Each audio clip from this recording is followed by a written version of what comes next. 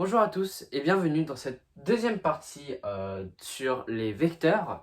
Aujourd'hui, nous verrons du coup qu'est-ce qu'une somme et un produit de deux vecteurs. Donc, cela inclut la relation de Chasles, la somme des vecteurs et bien sûr le produit d'un vecteur par un réel. Et suite à ce chapitre sur les produits de vecteurs, nous introduirons du coup la notion de vecteur collinéaire, quelles sont leurs propriétés et comment est-ce qu'on démontre que deux vecteurs sont collinéaires. C'est parti. Alors, somme et produit de deux vecteurs. On va voir d'abord ce que c'est que la relation de Chasles.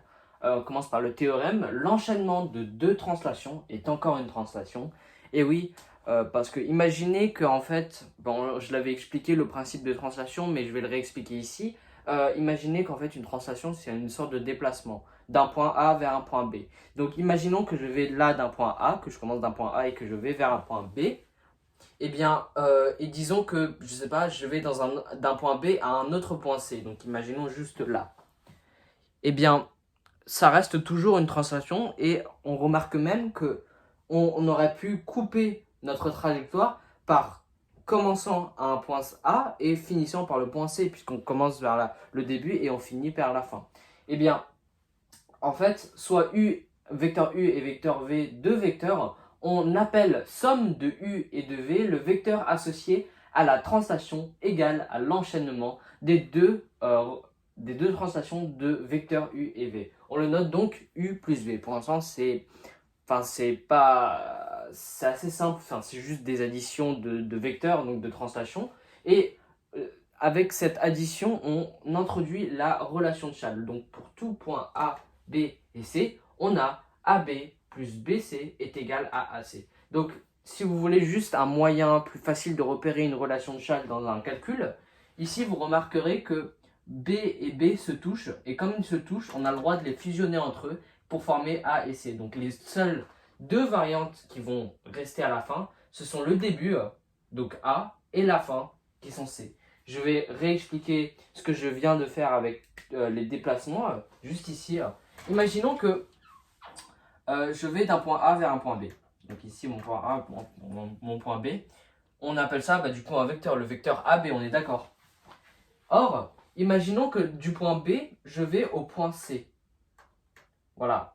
Donc je me déplace vers le point C, on est d'accord. Eh bien en fait, ce que la relation de Chasles nous dit et ce que la logique nous dit, c'est qu'on peut tout simplement couper le point B et directement aller au point C. Parce que ça revient au même en fait, c'est comme si on voulait faire une sorte de raccourci. Eh bien c'est ça la relation de Chasles, ça nous permet justement de faire ce raccourci sans passer par B du coup. Et donc on peut de fait éliminer B en quelque sorte. Donc maintenant qu'on a appris ça, on va voir ce que c'est du coup exactement la somme de deux vecteurs. Dans la définition, soit U, un vecteur de représentant AB, on appelle opposé de vecteur U le vecteur BA. On le note moins U, ce qui est assez logique. L'opposé de AB et BA, ça aussi c'est assez logique. Ce qui s'écrit moins AB est égal à BA. Alors qu'est-ce que ça veut dire ça? Parce que c'est un peu compliqué, je l'avoue. Eh bien, imaginons que j'ai mon vecteur AB. Voilà, ça c'est mon vecteur AB. Et du coup, si je veux aller en arrière, ce sera mon vecteur BA parce qu'ici on a A, on est d'accord? Et ici on a B. Eh bien, si je vais de l'autre côté, donc si ma flèche va de ce côté-là, eh bien ça deviendra le vecteur BA. Or, on sait que si je fais l'inverse, donc c'est-à-dire moins AB, eh bien ça veut dire que je retourne en arrière. Donc du coup, si je retourne en arrière, donc si le contraire de AB, ce sera moins AB, donc du coup ce sera BA. Je sais pas si c'était assez logique, mais c'est comme ça qu'il faut le comprendre en tout cas. La différence des vecteurs U et V est le vecteur noté U moins V est égal à U plus moins V. Pour l'instant, parce que c'est assez mathématique, on a juste à enlever le plus pour obtenir cette égalité. Bon, maintenant qu'on a vu tout ça, je vous propose de voir quelques exemples pour appliquer tout ce qu'on vient de voir ici, pour justement vous aider à comprendre. Alors imaginons qu'on ait deux carrés, donc le carré ADCG et AGFE. À présent, on nous demande de déterminer tout ça. On va essayer d'utiliser le moins possible les vecteurs avec les carrés, mais plus utiliser ce focus sur la relation de Chasles. Alors, première question, déterminer DA plus AG. Eh bien, comme je viens de voir la relation de Chasles, eh bien, je peux tout simplement savoir que DA plus AG est égal à DG. Je vais réécrire ici, DA plus AG est égal à DG. Pourquoi? Parce qu'en fait, relation de Chasles, on avait dit ici que si on a deux lettres communes qui se touchent, on peut directement les enlever et remplacer par DG ici, dans ce cas-là. Donc, première question, on l'a déjà faite. Et puis, si vous voulez, vous pouvez vérifier avec le schéma, ça colle parfaitement. Donc, à présent, la question B. DA plus DG. Alors là, on n'a aucune lettre qui sont communes. Alors, qu'est-ce que je vais faire? Eh bien, comme j'avais dit que DA plus AG est égal à DG, je peux aussi regarder sur le tableau, est-ce que peut-être DG, on regarde DG, le vecteur DG est juste ici. Eh bien, le vecteur DG est un représentant du vecteur AF. Pourquoi? Parce que DG a exactement le même sens, la même direction et la même norme que mon vecteur AF. Alors, je peux remplacer DG par AF. Donc, DG est égal à AF. Donc, on aura DA plus AF. Et donc, du coup, si on a DA plus AF, à la fin, on obtient DF par relation de Chasles parce que A et A, je viens de... En fait, si vous voulez, la méthodologie, c'est de remplacer des lettres qu'on connaît déjà ou essayer de mettre les lettres en commune qui se touchent par la relation de Chasles et donc du coup par vecteur représentant. Donc ici, bon bah je vais pas faire tous les exercices, mais je vous invite à les faire de votre côté. Du coup, on va passer à la suite. Alors, à présent, on va passer à le théorème, donc la règle du parallélogramme, soit ABCD 4 points. Alors, le vecteur AB plus le vecteur AC sera égal au vecteur AD si et seulement si ABDC est un parallélogramme. Donc, on va démontrer cette propriété. On raisonne par équivalence, c'est-à-dire qu'on imagine que ABDC est un parallélogramme et qu'il vérifie cette propriété-là. Alors, du coup, AC, le vecteur AC sera égal au vecteur BD, on est d'accord? Parce que ici, AC est un représentant du vecteur BD, donc ils sont égaux.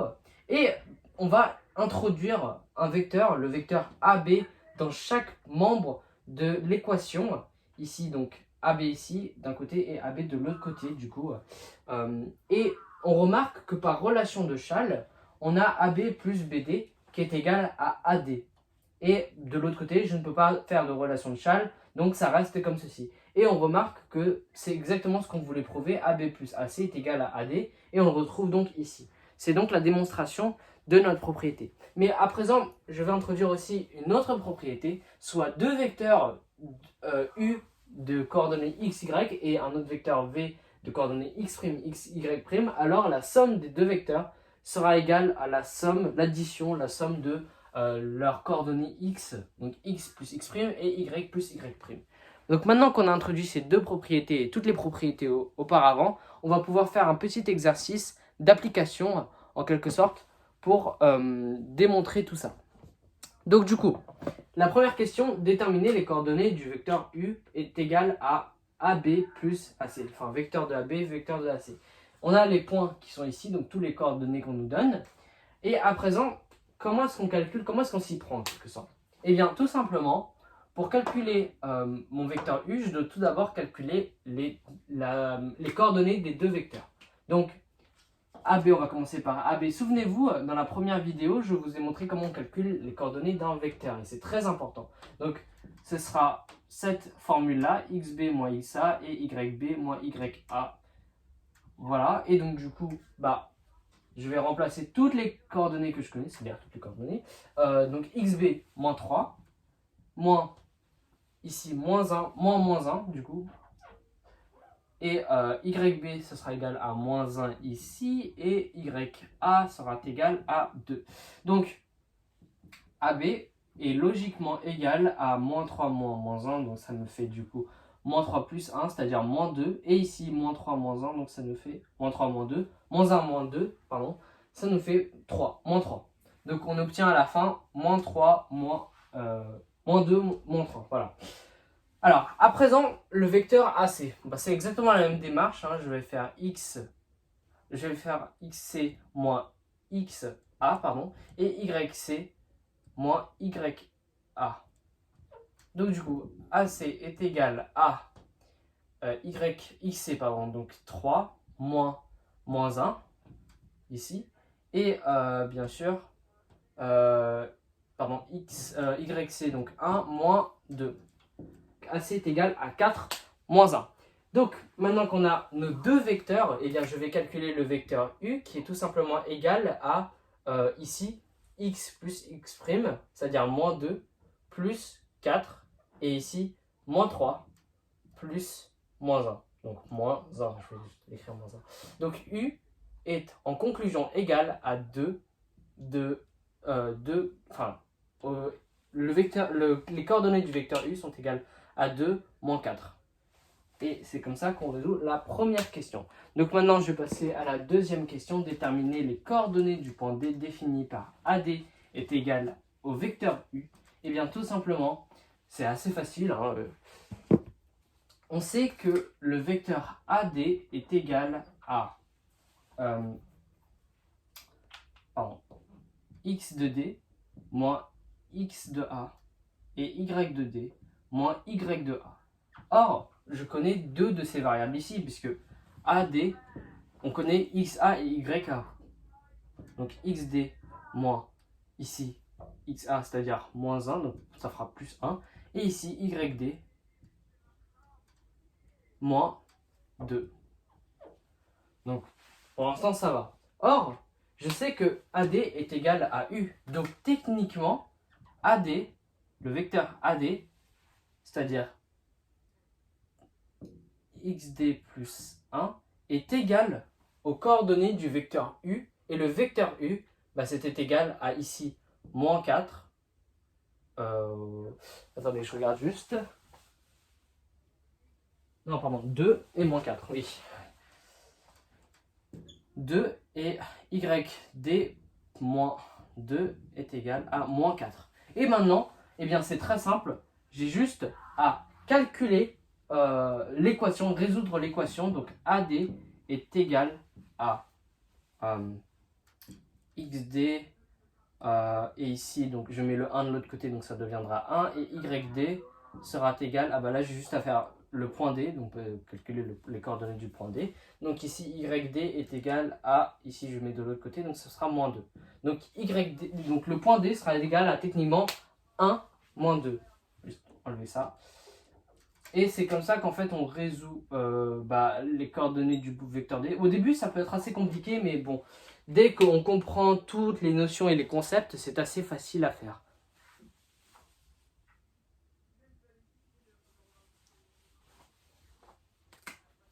Pardon, moins 2. Donc, à présent, je vais calculer, démontrer que ABDC est un parallélogramme. Eh bien, souvenez-vous, je vais ressortir la propriété que je vous ai présentée à l'instant, c'est-à-dire celle-là. ABDC est un parallélogramme. Donc, du coup, on a ceci, AB plus AC, est égal à AD. Or, on avait dit avant que AB plus AC, c'était égal à AU, parce que ici, on l'avait prouvé. Mais, du coup, on vient de prouver que AB plus AC est égal à AD en prouvant le fait que U était égal à AB plus AC. Sauf que U, eh bien, on peut tout simplement le remplacer par ceci pour faire apparaître notre propriété ici de base. Mais cela ne suffit pas. On peut aussi renforcer notre démonstration en montrant le fait que tout simplement, je vous avais dit dans la première vidéo, il me semblait que si on arrivait à prouver que on avait deux vecteurs parallèles, ici ou ici, et bien cela prouvait que notre parallélogramme était bel et bien réel. Donc du coup, je vais essayer de prouver que AB et CD sont des parallélogrammes, sont des vecteurs qui sont égaux, et donc du coup, vont prouver que ABDC est un parallélogramme. Donc du coup, je vais calculer tout simplement CD, bah oui, parce que du coup, j'ai déjà calculé AB, et il ne me reste plus qu'à prouver que CD est égal à AB. Donc CD, bah, c'est tout simplement XD moins xc, yd moins yc. Donc du coup, je calcule le vecteur cd juste ici, xd c'est-à-dire... excusez-moi, je vais juste mettre ici les coordonnées des points D et du vecteur AB. Voilà, et donc du coup, je vais juste remplir toutes les informations qu'il faut savoir. Donc ici, 1 moins C, donc 3, et ici, tout simplement, moins 2, moins 1.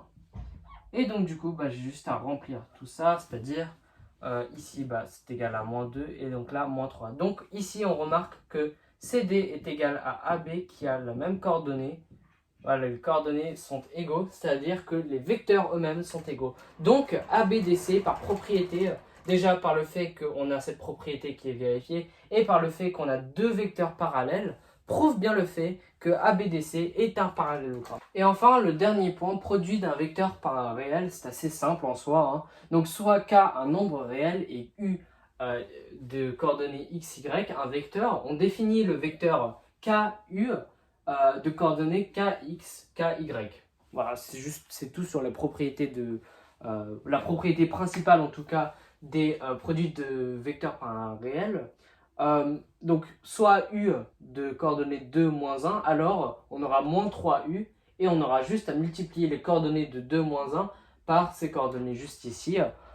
Et sur un graphique, je ne vais pas faire le graphique parce qu'il est assez compliqué à faire, mais vous voyez juste un petit vecteur, donc le vecteur u qui est ici, et quand je le multiplierai par moins 3, le vecteur moins 3 pardon, u ira dans l'autre sens parce qu'il sera négatif logiquement, et du coup sera 3 fois plus grand que le vecteur, enfin moins 3 fois plus grand en quelque sorte que le vecteur u. Donc maintenant on va voir quelques propriétés algébriques qui sont assez importantes, soit u et v, deux vecteurs, k et k', pardon, deux réels. On aura donc k facteur de u plus v sera égal à ku plus kv, ce qui est, c'est la propriété du développement du coup. Et ici k plus k', facteur de u sera égal à ku plus k'u. Et aussi là, k'u, vecteur u est égal à kk' vecteur u, facteur de vecteur u. Et donc ici j'ai deux exemples pour vous montrer en quoi est-ce que ces propriétés marchent.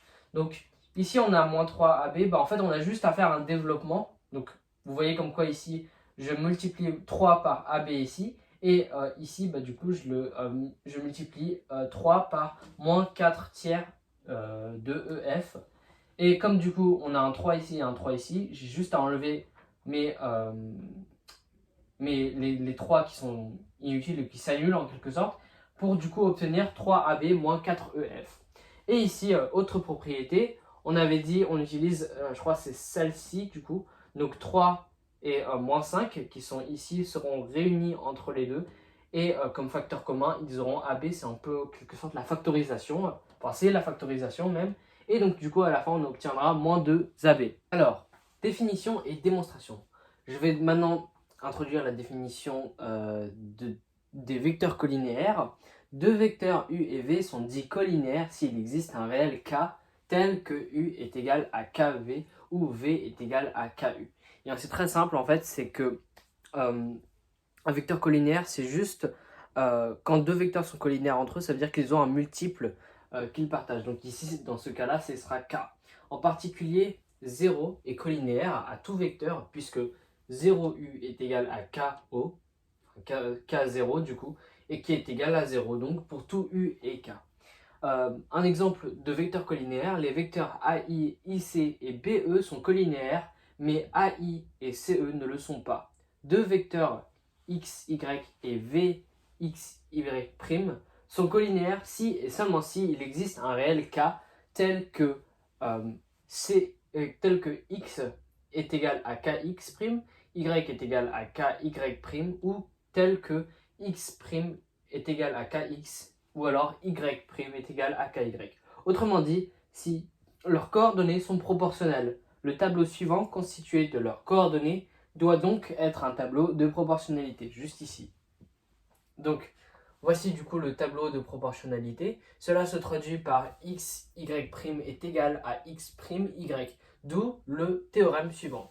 Donc ça, c'est le théorème qu'on appelle du déterminant. Deux vecteurs u et v sont collinéaires si et seulement si on a cette propriété-là qui est vérifiée, c'est-à-dire si le déterminant de u et de v est égal à 0. Donc c'est à ça que servait le déterminant que j'avais introduit en première partie, donc dans la vidéo précédente. Si vous ne savez pas ce que c'est un déterminant, je vous invite à regarder juste cette partie-là, parce que je l'explique en détail. Mais donc ici, vous avez juste à savoir que le déterminant, c'est tout simplement le produit en croix des deux coordonnées. Donc ici, en fait, ça équivaut à dire x fois y' moins x' fois y est égal à 0. Donc du coup, soit u de coordonnées 4, moins 2 et v de coordonnées moins 2, 1, ainsi que w de coordonnées 2, moins 3, les vecteurs u et v sont collinéaires, car le déterminant de u et de v est égal à 4 fois 1 moins 2 fois moins 2. Donc ici, j'ai juste remplacé toutes les coordonnées entre u et v, vous pouvez le faire vous-même, et tout cela est égal à 0. Donc, on remarque que, du coup, les deux vecteurs sont collinéaires de par la propriété ici que je viens de démontrer. Remarquons que u est égal à moins 2v. Donc du coup, cela aussi vérifie la propriété que je viens de dire avant. Donc en fait, pour résumer, il y a deux propriétés pour déterminer la collinéarité de vecteurs. Soit on utilise le déterminant, soit on utilise le fait que les vecteurs vérifient cette propriété-là, u est égal à k de v.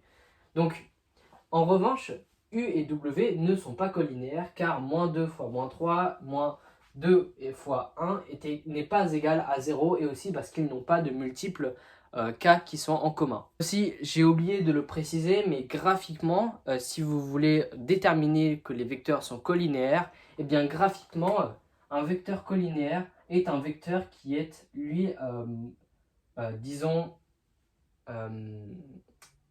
parallèle, voilà, c'est ce que je voulais dire. Donc, imaginons qu'on a un vecteur u et un vecteur v. Si les deux vecteurs sont parallèles, cela veut dire graphiquement qu'ils sont collinéaires. Voilà. Alors, c'est la fin de cette vidéo, j'espère que vous l'aurez apprécié. Le chapitre sur les vecteurs est quand même un chapitre assez compliqué, donc n'hésitez pas à re-regarder les notions que vous n'avez pas maîtrisées. Il y a plein d'exercices sur internet qui sont à votre disposition. Donc, et je suis bien sûr aussi à votre disposition. Donc si vous avez des questions, n'hésitez pas à mettre en commentaire. Et si ça vous a plu, tout simplement likez ou vous abonner, ça me fera un grand plaisir. Ça prend 2 secondes et puis c'est gratuit. Et je vous verrai pour de nouvelles vidéos.